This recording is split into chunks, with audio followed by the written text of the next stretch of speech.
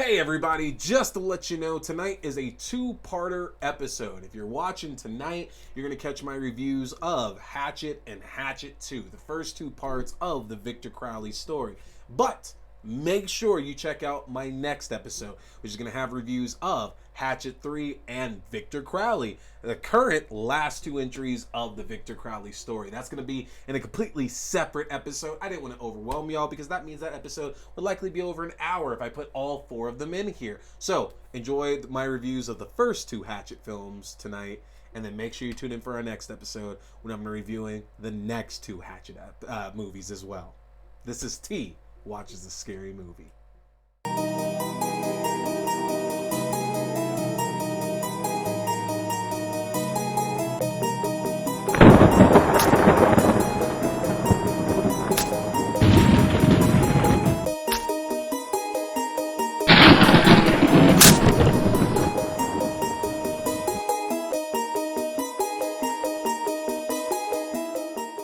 Everybody, and welcome to another brand new episode of T Watches a Scary Movie. My name is T, and of course we're talking scary movies. I appreciate you tuning in, watching another brand new episode. Remember, full-length episodes go up every Wednesday night. Video version on the YouTube page at youtube.com/C/Theron Reynolds Scary Movie. Again, that's youtube.com/C/Theron Reynolds Scary Movie. And the audio-only version goes up half an hour earlier at 8 p.m. on all your favorite podcasting platforms, including Podbean and Apple Music. Just search for T Watches a Scary Movie. And of course, if you want to follow me on my socials, got my Twitter, Instagram handles over there as well too. I do all my horror talking on Twitter. You get the nice photos on Instagram. And finally, our Facebook group. Facebook.com/group/T Scary Movie. Again, Facebook.com/group/T Scary Movie. That's where I'm posting a lot of our conversations that we're having, our funny memes when I want to bring up some conversations, and of course, direct links to the reviews as well. Now, y'all have seen it. Lately, I've been posting a lot of movie reviews separate from the show. So again, just to remind you of how the show is going to work moving forward, there are going to be separate video reviews that I released every week, just to review by itself. So y'all know me, I usually review 2 movies every single week, and I'm going to release those reviews separately. On Wednesdays, though, we will still have the full episode like you're watching now. That full episodes will include things like movie news. They might include interviews. They might include me talking games. Might be talking toys, unboxings. But you're always going to get a little bit extra in these full episodes compared to just watching the reviews. But either way, hit that subscribe button and make sure to like as well, folks. I have so much fun getting to talk anything horror with all of you. That's always just so much joy getting to do that. So, what do we have in movie news to discuss? Well, I mentioned recently that the next Ghostbusters film was looking to come out in December of 2023. So we're a bit over a year away from that, but we're kind of already wondering what the details are going to be of the next film, because the press release very much focused it on being the next chapter in the next chapter in the Spengler family story. And again, I don't mean to rip on it, because I really did enjoy Ghostbusters Afterlife. I really did enjoy Ghostbusters Afterlife. But the issue here that I have with that is that it kind of negates the idea that the other Ghostbusters had stories or importance in here. You know, what makes Egon so much more special than Ray, or than Venkman, or than Winston, you know? And I get it. Each of these characters, with the exception of Winston, really got a focus in those first two Ghostbusters movies. They got some of their stories explained out, but at the same time, not really. No, they didn't. So it's kind of weird, in my opinion, to focus on the story of the Spenglers and keep on going with that. But hey, whatever. Afterlife worked out really well, so I got faith in our filmmaking team that everything's going to work out. But what was said is that following on a teaser at the end of Ghostbusters, talking about post-credit scenes, is there was a teaser of Winston going back to the iconic firehouse. Presumably, it's been purchased by, or he owns it. Ecto 1 is back in there as well too, and it looks like we're set to pick things up from the original firehouse. Now, that's very much what has been said, is that we're moving the story back to New York, and that Winston and Zeddore Industries, which the company that he owns and has become a rich man through, are going to play a heavy part in this. Now, we don't know if that means that Winston's going to take on this like mentor role. It would make the most sense, obviously, and I kind of look forward to that, because it would be so easy to just pull Dan Aykroyd back and be like, all right, Ray's the guy. Ray's going to teach you all of this, and there's nothing wrong with that. If we get that, that's fine. But I think putting some focus on Ernie Hudson's Winston Zeddore and finally giving him something a little bit more to do when that role was like cut so much in the original Ghostbusters movie, I think that's the right way to go, because I think there could very well be some story to mine in, what Winston's been up to, maybe what he was dealing with while the original Ghostbusters and Ghostbusters 2 was going on as well too. Those are stories that I'm very interested in, because we don't ever get a lot of exposure or new information on Winston. So I'm all about that. I'm all about seeing that story continue and seeing what's coming out from that for sure. Now, if that means that the kids are working for him, as junior Ghostbusters, I don't know. We have no details on that yet, but there's a bit of a story forming in my head that I could see, and honestly, I do see that as being the honest way to go, is that, Egon's family, Egon's daughter, and her kids decide they're going to move back to New York, basically. And Winston has decided, he's going to take care of them. And who knows? Egon's daughter could played by Carrie Coon, could very much morph into the role of, morph into like Janine's kind of role. But I don't see that really happening. She was very headstrong and obviously very much in charge in Afterlife. So I don't know if I could see that. But I could definitely see Finn Wolfhard's and McKenna Grace's characters working for Winston as junior Ghostbusters. Going and busting some ghosts and just doing that for a movie. I'd be okay with that. So I'm very intrigued to see where this story could potentially go. Also, in movie news, Final Destination 6. So, it's long been said for quite some time now that we are going to be getting a new entry in the Final Destination series.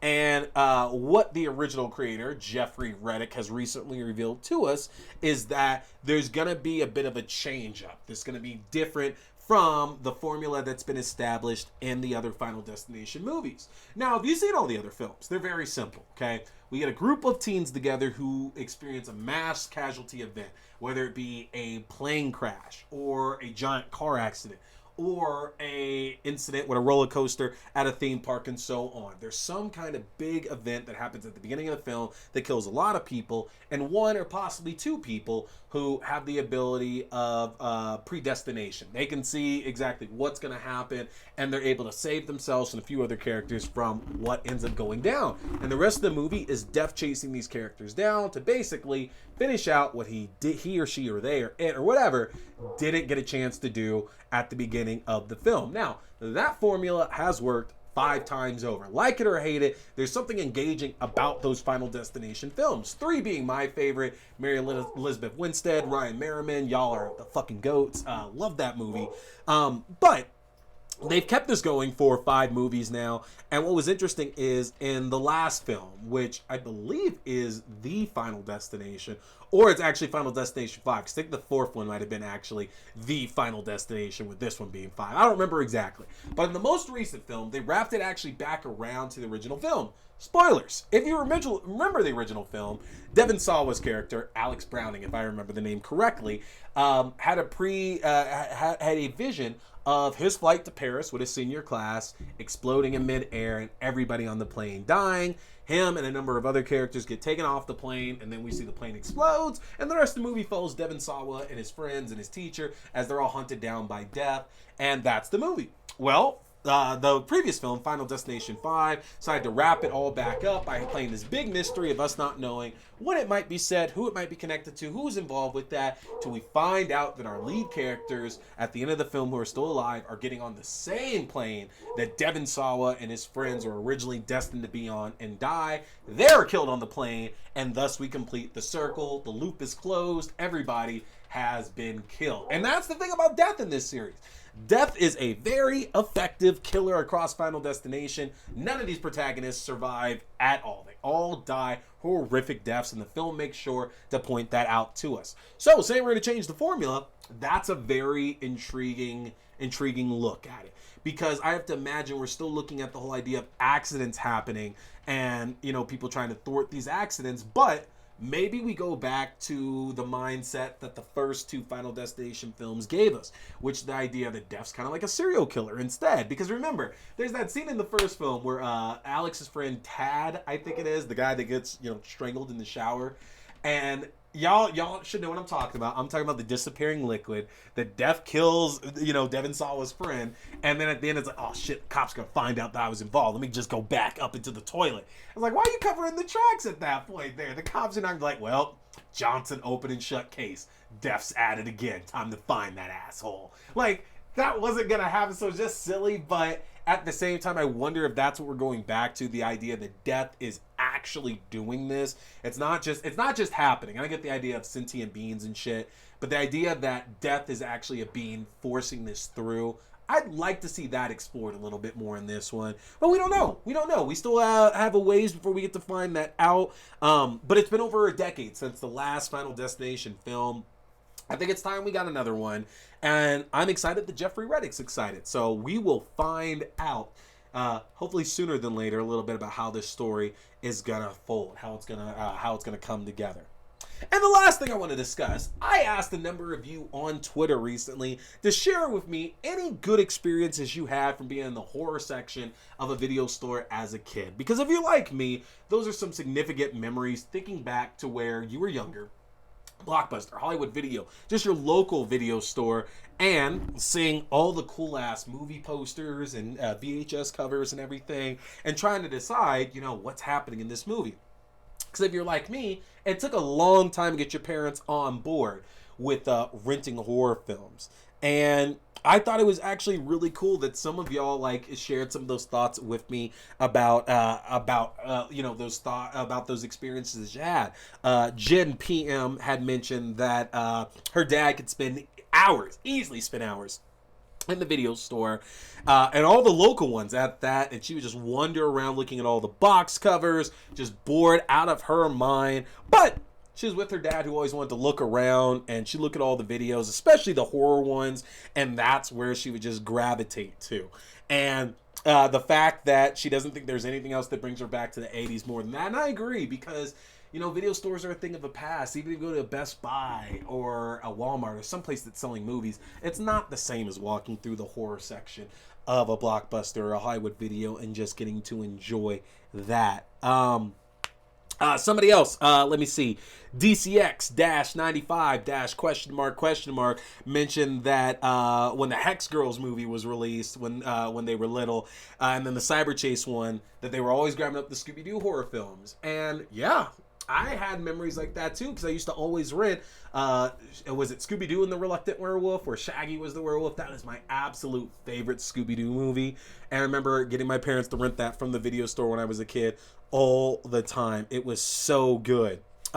Cast Me to Hell said that every weekend they would go with their family and they each get to choose a film to watch that weekend, and that Cast Me to Hell would always look at the horror movies and read the covers in the front, back to front, and imagine the film, which is very similar to me, because I remember doing the same thing, looking at the case of movies and just trying to imagine what's actually happening, especially the Friday the 13th films, because if y'all have seen those VHS cases, they're just iconic. They're really iconic, with the silhouette and a different weapon each subsequent film. And they only had 2 or 3 photos in the back. Sometimes they were like pre-death scene, sometimes they were post-death scenes, sometimes they're just taken completely out of context. But it was always super fucking cool to imagine, okay, what does Jason do in this film? What does this killer do in this movie? And every time I looked at them, I always kept hoping that there would be more story details on the back, and there never were, because I never got to see any of those films when I was super young. I always saw bits and pieces. And I saw a movie here and there, but it wasn't really until I became like 11 or 12 that I really started to get to go back and catch a lot of these classics on VHS, DVD, whatever. But I love it. I absolutely love it. Y'all give me some great conversations on Twitter talking about your experiences in the horror section of a video store as a kid. We're going to get more of those going. But for now, let's hit to some movie reviews. Folks, we are starting the Hatchet series tonight. That's right. Some of y'all have never seen these before. And I figured now's as good time as ever to watch them because most of these films are free to watch on Vudu or on Plex right now. So let's get things started with Hatchet 1. Okay, and today we are talking Hatchet. Yes, that's right, Hatchet, ladies and gentlemen. Now, you've probably seen this film on a number of streaming platforms in the last decade here or so. Hatchet is a slasher flick brought to us from the devious mind of Adam Green, who both wrote and directed this tale. Now, if you've never seen this film before, it's kind of interesting because, back before the Expendables existed, we didn't really use the term the Expendables of this. Like, you would say, like, the Expendables of action stars, which is what the Expendables were. You get Sylvester Stallone, Arnold Schwarzenegger, Bruce Willis, Mel Gibson, Antonio Banderas, all these people from back in the 80s and the 90s who were just the biggest action stars out there. And then you start expanding, like the Expendables of romantic comedy or the Expendables of horror. And there's been a number of projects out there that have really, they might have not called themselves like the Expendables of horror, but they've definitely been alluded to that that's kind of the idea when you take all these horror legends and put them in a film together, basically. And most of the time, it doesn't turn out to be like the big budget efforts that we might get like for an action film or anything like that, because it happens actually quite a lot in horror. It's more common than not to see a lot of our favorite horror actors actually teaming up in a lot of films. A lot of them have worked together, but Adam Green kind of did something kind of groundbreaking, because this is only back in 2006, and he put together a film that starred Kane Hodder, who you might know from the Friday the 13th series most famously as the most famous Jason in the film. He took over in part 7, and then did 7, did 8, did Jason Goes to Hell, and then did Jason X. So Kane Hodder's been the most popular Jason for the longest time at this point. And so Adam Green gave him another starring vehicle because, and I have to assume, because I'm not going to pull the production notes or anything there, but a lot had been stalling on Friday the 13th between Jason X, Freddy vs. Jason, and then eventually the reboot. We were really at a point to where we weren't getting that much new in the Friday the 13th series, and especially in the idea that Kane Hodder was going to get to do more, because famously he got to do Jason X, and then he was not brought back to do Freddy vs. Jason, which that's what everybody wanted. Everybody wanted Kane Hodder to be back in that role, but the director, Ronnie Yu, didn't find that that Kane Hodder kind of fit what they wanted to do going up Freddy vs. Jason, so they didn't use him. They used King Kissinger, who was also in Jason Takes Manhattan. But I digress. We got Hatchet, and Hatchet starred Kane Hodder as Victor Crowley, who was this creepy, mutated, massive, like just monster of a man who was living down in the swamps of Louisiana, and unfortunately, who a few people on a haunted swamp tour, when they end up running afoul of Victor's lands, end up becoming his next victim. Now, Hatchet is such a fun tale because, to me at least, it seems very clear that Adam Green is trying to basically make a parody of slasher flicks. Like, if you go and watch your Friday the 13th, you watch your Halloween, your Nightmare on Elm Streets, all of that stuff, like, at least back in like the 80s or late 70s when all these films were coming out, some of them might attempt to take their source material seriously.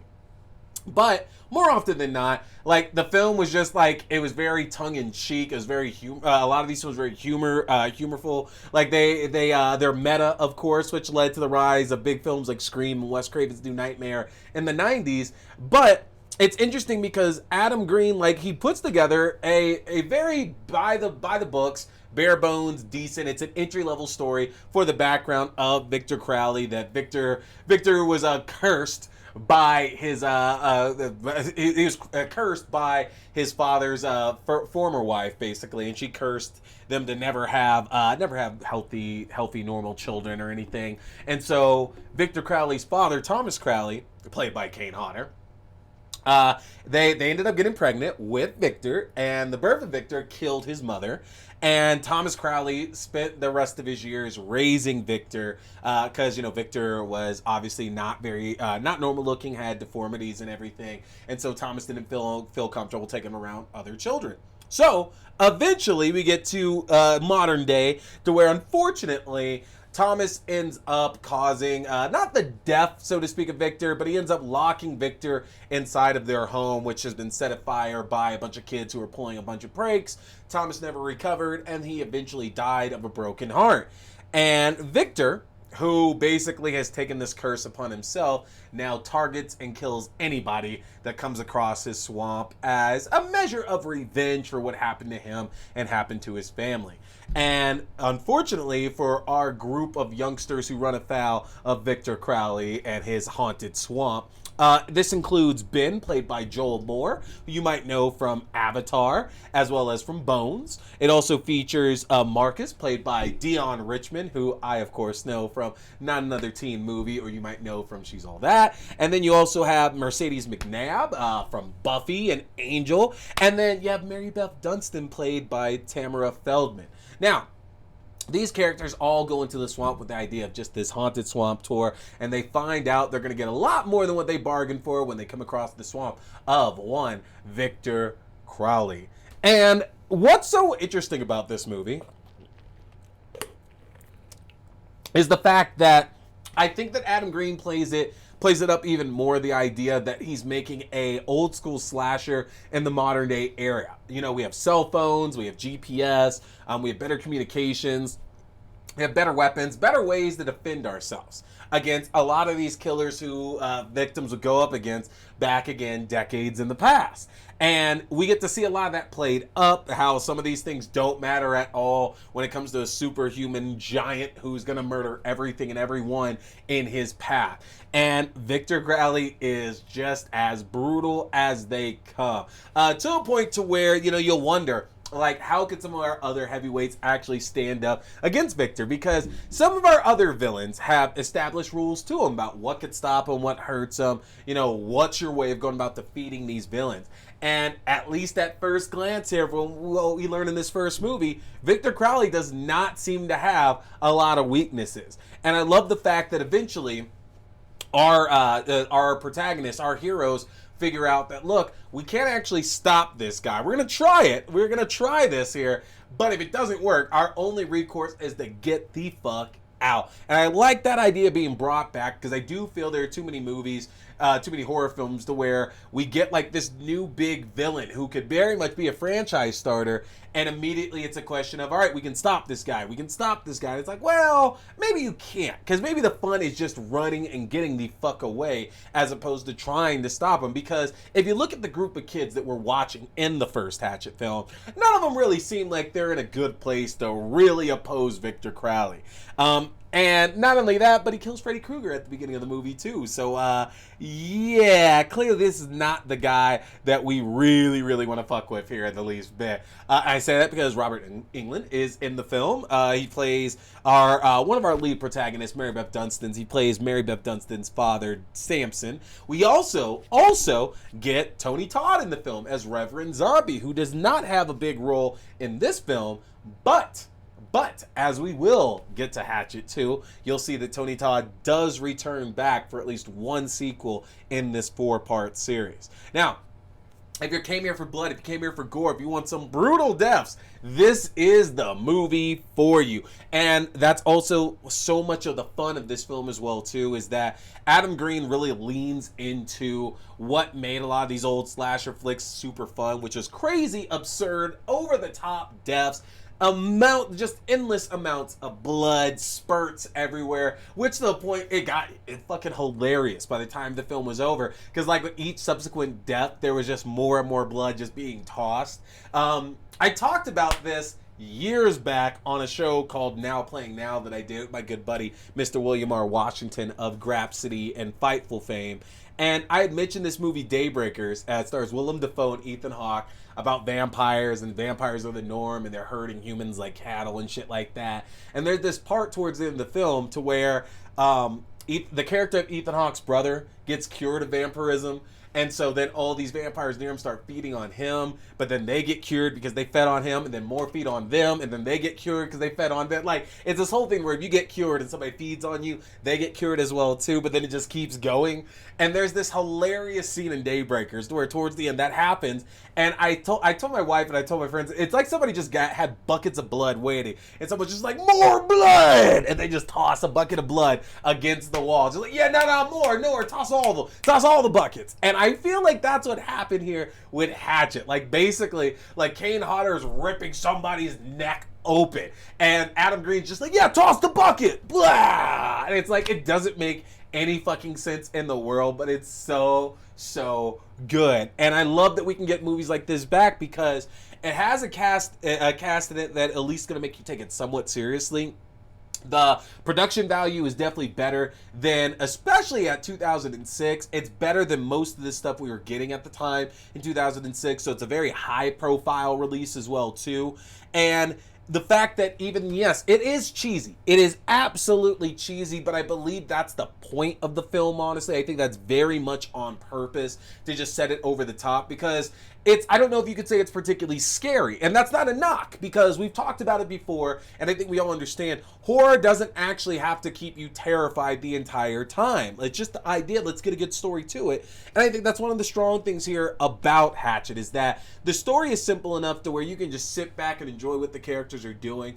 But I think Adam Green also gives you such and I mean this respectfully, he gives you such a basic film that you don't have to think about a million things out of the ordinary at that point, and you can just enjoy a kind of mindless horror flick. And that's what's really, really good about Hatchet is that it really is, respectfully, a very mindless horror flick that you can just sit back, get a bowl of popcorn, and enjoy what you're watching. And not only that, but you got 3 other sequels after that as well too. So if you really did enjoy this story, guess what? It's going to get expanded way more across these other films. And I don't know if Adam Green had Hatchet 2, 3, and Victor Crowley, which is Hatchet 4, all planned out originally. I really don't know if he did or not.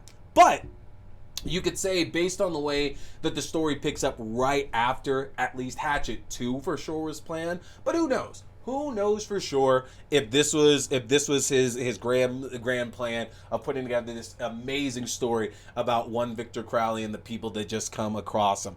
I also think it's hilarious the fact that a lot of these actors end up in multiple entries of the film.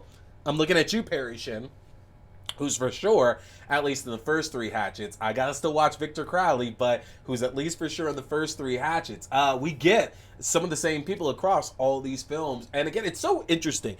It reminded me a lot of the movie Star Hunter, which is it's a deep get for sure. I bet none of you have seen Star Hunter, this mid to late 90s sci-fi horror film that's basically a Predator knockoff. But what kind of got me about it was the fact that a couple of our protagonists managed to get out of the area that the killer is like focusing on everybody else in. They managed to escape and they go to a police station to try to get help. And it's kind of rare in a horror film to where your characters can completely get out of the situation they're in and they actually have a choice just to be done. Like, you're actually gone right now. You don't have to go back. Now, of course, because everybody's a good person in horror films, they go back to help their friends, try to stop the bad guy. And Hatchet across the series, I'm kind of going away from part 1, but it does that a lot to where our main character, Marybeth Dunstan, and kind of spoilers, but she does end up becoming our main character over the course of this series. We're led to believe in the first film that Joel Moore's Ben might be the lead character because that's what we start our narrative on. But by the end of the film, and then of course over at least the second and third film, we see no, it's not about Ben. It's absolutely about Marybeth. And Marybeth is taken out of the situation a number of times. She escapes from this whole situation a number of times and keeps getting brought back to it. And it's like one of those things where you can't help but just feel terrible for a character like that because it's like you escaped. It's like The Descent Part 2. You actually got out and somehow you're being forced back into this bullshit again. I love it. It's a great narrative and it's refreshing to see that a character can get away and there are somewhat logical reasons for them to come back and risk their lives again here. That said, again, It's a fun, easy slasher flicking series to get into. If you're looking for some fun, bloody, gruesome, visceral kills, this is definitely what you want to see. If you want to see Kane Hodder basically being Jason, but a much more brutal and mean Jason, this is what you want to see. And if you want to see basically the Expendables of horror across this entire series, this is absolutely what you need to see as well too. So check Hatchet out for sure, folks. Like I said, I was watching all of these recently, and it's interesting because I had seen 1 and 2, and I realized I had actually seen 3 as well too. And the only one I haven't seen as of yet right now is Victor Crowley, but we're gonna get there. I'm gonna catch that. We're gonna get the review up for it. Hatchet is free to watch right now. If you have Plex, if you have Vudu, if you have Tubi, if you have Hoopla, it's free on any of those streaming services for you to check out with ads. You definitely don't want to miss it though, y'all. It is a great watch. Check out Hatchet, and God, I'm losing it. Don't forget to come back and check out my other reviews featuring Hatchet 2, Hatchet 3, and Victor Crowley. Those are coming up soon for y'all too on T Watches a Scary Movie. After taking a look at the original Hatchet film and deciding that we're going to just work our way throughout this entire series, it's time to move on to the first sequel in the ongoing legacy and saga of one Victor Crowley. And we're going to look at Hatchet 2. Now, you may have remembered, at the end of the original Hatchet film, we are left with Marybeth on a boat with Joel David Moore's Ben, who had just recently had his arm ripped off to trick Marybeth into getting back onto the boat, and we were left with a screaming Marybeth in front of Victor Crowley, finally face to face at this point. What was going to happen? And that's how the movie just ends. The movie just ends like that. There is no immediate follow-up. There is no post-credit scene, because remember, this is absolutely still a few years before the post-credit thing really got big. Like, this was only 2010, and Marvel had only just started making it a thing, and even at the time there weren't exactly huge scenes now. But the original Hatchet, which was done in 2006 or 7, I think it was 07 actually,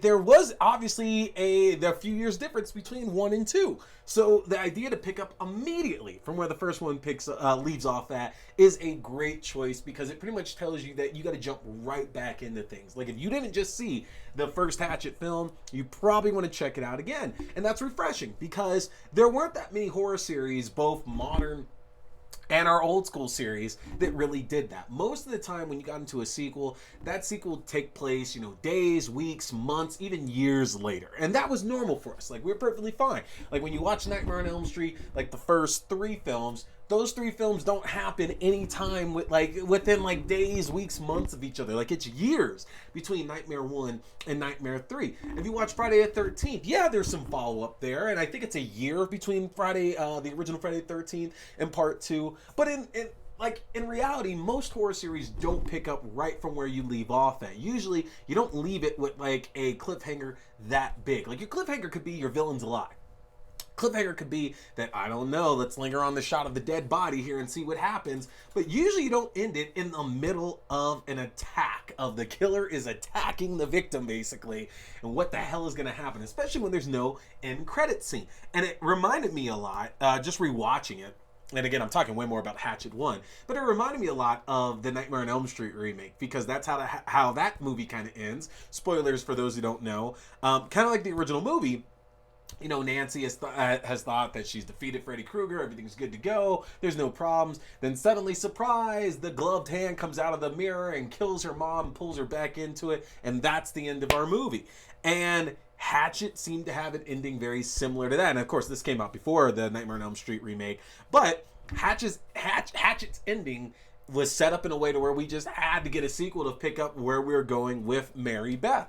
And Adam Green definitely makes the right choice, who's back again in directing and writing capacity here. We pick up immediately with Marybeth still attacking with being attacked by Victor Crowley. Marybeth is now being played by Scream Queen Danielle Harris, who you might remember from the Halloween franchise, amongst a lot of other films, but she was both in the original franchise as well as in Rob Zombie's remake and sequel as well, too. But Danielle Harris has taken over the role of Marybeth. And what's interesting, and it's only interesting because like we scale back around to it by the end of the movie, is that even though Marybeth is our lead, and I said this in my review of the original Hatchet, that, you know, they give us an idea that maybe we're following Joel David Moore's character Ben, but actually our hero, our heroine, our protagonist is Marybeth. And Hatchet 2 makes that very firmly. There is no more fake outs there. Marybeth is firmly who we're following in this film. And they very much take the focus away from Ben, who we assume is dead, but we find out towards the end of the movie, Ben, unfortunately, has not died yet. And I say unfortunately because what happens in this movie doesn't really pan out that well for him, considering what happened at the end of the original film. But either way, the story of this film is simple. Marybeth gets back to civilization, you know, and I keep bringing shit up in the original review, but I mentioned one of the cool things about the Hatchet series is the fact that Marybeth actually gets herself out of danger more than once and is completely away from it all and can just be done with it, but keeps getting drawn back in. And at least in this film, the whole idea behind it is that Marybeth returns to Louisiana again, and she finds out a little bit more information about Victor Crowley and her relationship to the Crowleys and how her father, who was played by Robert Englund in the first film, where that connection is there as well too. And she comes in contact again with Reverend Zombie, played by Tony Todd, who again was in the original film too, who is back now in a more expanded role. Because the idea here is that the boat that was taken out for the boat tour in the first film, you know, there's a bunch of murders and people find that boat out there. That's going to cause Reverend Zombie a lot of problems. So he agrees to help Marybeth and hopefully put a stop to Victor Crowley as a way of quietly removing his boat from Crowley's swamp, and therefore the authorities can investigate and put anything onto him. And it's kind of ingenious because basically Reverend Zombie gathers together a group of bounty hunters, regular hunters, the hardest people in the area to hunt down Victor Crowley, but more so to protect him and Marybeth as they're looking around for this boat and trying to get all the evidence out of Dodge. Now, of course, Marybeth is not aware of Reverend Zombie's true intentions, but he does give us the biggest exposition of the series, which is he explains what brought about Victor Crowley and the reason why all this is happening, which we find out that Victor Crowley's father, Thomas, who is played by Kane Hodder, who also plays Victor Crowley himself, was having an affair with his wife's nurse. And right around the moment that his wife died, he was finally looking to celebrate with his new lover, again his wife's nurse, but his wife wasn't dead yet, and she enacts a curse upon Thomas Crowley's lover to basically screw them for the rest of their lives. And Victor Crowley is born, killing Thomas Crowley's lover at the time. But unfortunately, the downside here is that because Thomas Crowley accidentally murdered his own son, that this voodoo curse brought Victor Crowley back up, and as he searches endlessly for his daddy in the swamp, we find out anybody that comes across his swamp is going to become another unfortunate victim of the Crowley family. Now, there's all these legends about what could truly stop Victor, but we don't know that yet. We're not going to learn about that here in this film. So, what happens is that Marybeth wants to go back to retrieve the remains of her father and her brother, as those bodies we found in the original Hatchet film, and of course they are left there because how are you going to take bodies out of the swamp when there is a monstrous mutant trying to hunt you down and rip you limb from limb? So that's obviously Marybeth's her reasoning for coming back into the swamp, but she also brings along her uncle with her as well, as Reverend Zombie tells her for whatever reason there has to be a relative here.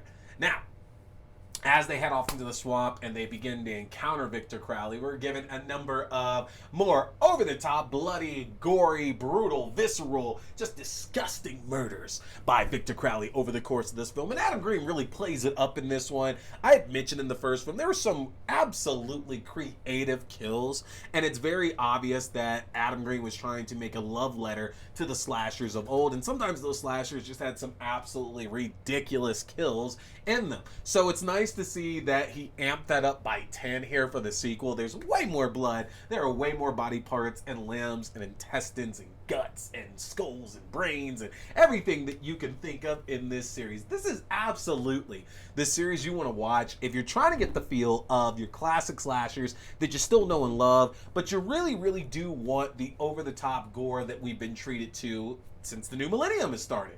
Because that's really what 2000s horror brought us it was the uptick in gore. And I know we had plenty of gore back before the year 2000 and plenty of horror films, but I do feel that the makeup artist, that role has risen greatly over the last 22 years or so, and films and series like Hatchet really do benefit from that, because you have somebody out there who's just looking to make a bloody mess, and it's so fantastic. And it's kind of weird because this series keeps its quality throughout the entire run of it. Whether you're watching Hatchet 1 or you're watching Victor Crowley, the fourth film in the series, they're all about the same quality.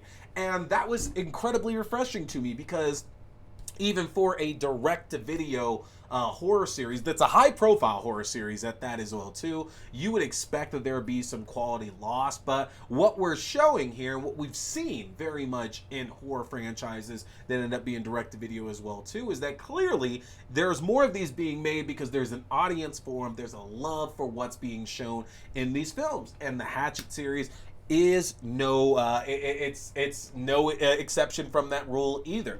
Now, I mentioned that the whole idea here of the Hatchet series, that Adam Green just keeps bringing back all these like horror legends to be a part of the film, a part of this franchise, and really just put all these things out there that are all these like actors and directors and writers out there who are just fantastic. It's great to see them on screen again. And in the first film, obviously, we got Kane Hodder, we got Robert Englund in there as well too. But in this film, we're getting Tony Todd in a more expanded role, because he was in the first film, but now he actually has a lead role in this. But not only that, we also are getting Tom Holland. Now, I know what you're thinking. Spider-Man was in this film? Because that's around the time that Tom Holland started doing roles in Hollywood. Obviously, well before Spider-Man came around, but like Billy Elliot and shit like that. And no, this is not British Spider-Man Tom Holland. But if you're a horror fan, that name should have actually more significance to you, because the Tom Holland we are talking about, or that I'm discussing here, this is a screenwriter, actor obviously from this, and director who is known for his work in the horror genre that includes Child's Play, the original Chucky film. It also includes Fright Night, and a number of Stephen King adaptations, including Thinner, and I think The Langoliers as well too.